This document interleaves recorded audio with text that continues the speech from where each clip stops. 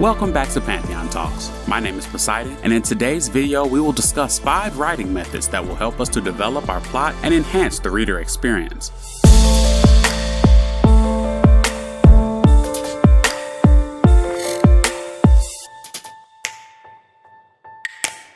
Why is plot structure important? To answer this, we must first understand what the plot is. The plot ensures that every important element of the story is in place so that it makes sense to the reader and keeps the story moving. Studying different plotting methods and techniques will help us to create engaging and meaningful stories that will impact our readers. Today, we will look at a few common plot structures that a lot of writers use to create their stories. Of course, this is not all plot structures, methods, or techniques, but just a place for us to get started. These are very brief summaries of each method, so if one interests you more than the others, links to additional information can be found below in the description. And if you're interested in our full opinions on one of these methods, then comment which plot method or structure you'd like an in-depth analysis and breakdown of. The first method we will discuss is the hero's journey. The hero's journey is a common story structure or story template that takes place in 3 essential stages. The departure, the hero leaves the familiar world behind. The initiation, the hero learns to navigate the unfamiliar world. And the return, the hero returns to the familiar world. Basically, the story begins with the hero's ordinary life disrupted by a call for adventure. It involves a hero who goes on an adventure, learns a lesson, wins a victory with that newfound knowledge, and then returns home transformed. The hero's journey is a method that is tried and true. You can find examples of this method all the way back to Theseus and the Minotaur, and modern day examples like The Lion King and Star Wars. It's important for writers to remember it's not necessarily needed to follow this method to the letter. Think of it like a map. We can stray from the set path whenever we like.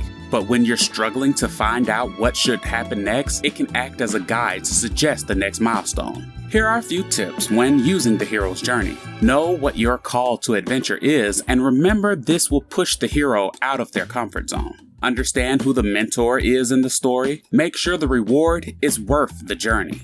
And remember, the hero has overcome the most challenging obstacles in their life. Here's the hero's journey in 17 parts.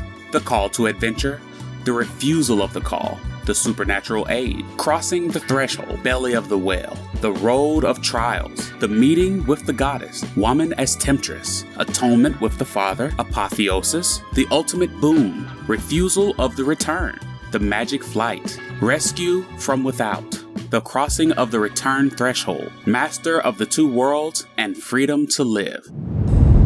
Our second method is the Snowflake method. The Snowflake method, created by author and writing instructor Randy Ingermason, is a technique for crafting a novel from scratch by starting with a basic story summary and adding other story elements. This method begins with a simplistic, deep theme and then, over time, develops and adds complexity. In other words, you start with a simple idea and then build on this idea until it transforms from a single sentence into a full-blown novel. Here are some tips for using the Snowflake method. Focus on creating an impactful 1-sentence summary of the entire story. Create impactful character summaries. What are their core characteristics? What is each character's point of view? What roles will they serve in relation to the main premise? And focus on developing a list of scenes, who is in them, and what events will occur in them. Ask yourself, are there any major disasters? Here is the Snowflake method in 10 parts. The 1-sentence summary. Expand the sentence. The main character summary. Sentence to a paragraph. The description of characters. Expand the plot synopsis. Create character charts. Create scene lists. Describe each scene, and then the first draft. The third method we will discuss is the pants method. Pantsing refers to sitting down and writing by the seat of your pants, letting it all pour out to see where your creativity takes you. The idea is, as you write, the story will appear. Pantser is a term for someone who writes their story without an outline.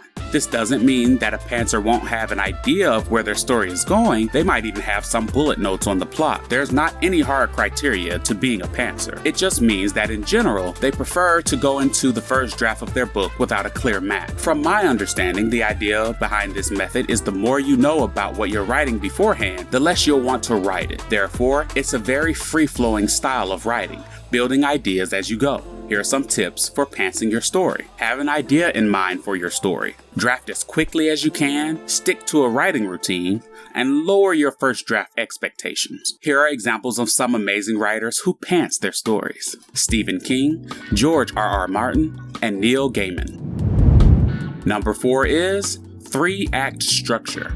The 3-act structure is a narrative model that divides stories into 3 parts: Act 1, Act 2, and, you've guessed it, Act 3. Or rather, a beginning, a middle, and an end. Screenwriter Sid Field made this ancient storytelling tool unique for screenwriters in 1978 with the publishing of his book Screenplay. He labels these acts the setup, confrontation, and resolution. Some writers label these 3 acts as the setup, build, and payoff.